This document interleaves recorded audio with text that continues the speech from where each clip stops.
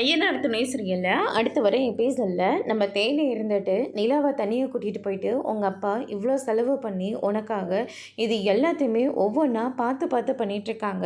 அப்படிப்பட்ட மனுஷனை இப்படி 4 பேர் முன்னாடி தலகுனியை வச்சுட்டேடி அப்படின்ற மாதிரியே சொல்லிடுறாங்க. ஆமாம், நான் என்னம்மா தப்பு பண்ணேன்? நான் எந்த தப்பும் பண்ணலைம்மா.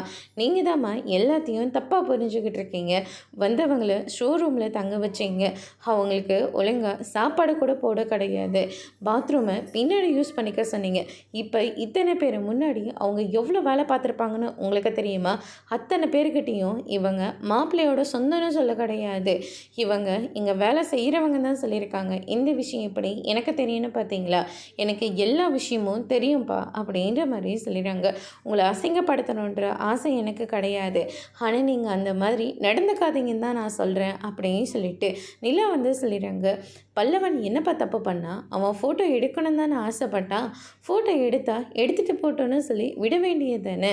ஆனால் அதை விட்டுட்டு அவனை ஃபோனை தூக்கி கீழே போடுறது இதெல்லாம் என்னப்பா நியாயம் அப்படின்னு சொல்லிட்டு நம்ம நிலா சொல்லிட்டு போதும்ப்பா, இதுக்கு மேலே நீங்கள் எங்களை ஏற்றுக்க வேண்டாம், ஒன்றும் வேண்டாம்.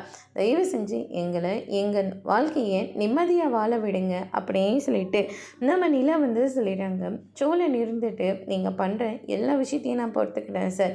ஆனால் இத்தனை பேர் முன்னாடி நீங்கள் பண்ண விஷயத்த எங்களால் எப்போவுமே மறக்க முடியாது அப்படின்ற மாதிரி சொல்லிடுறாங்க. அதோட இன்னைக்கான பிரமோ முடிச்சிருக்காங்க.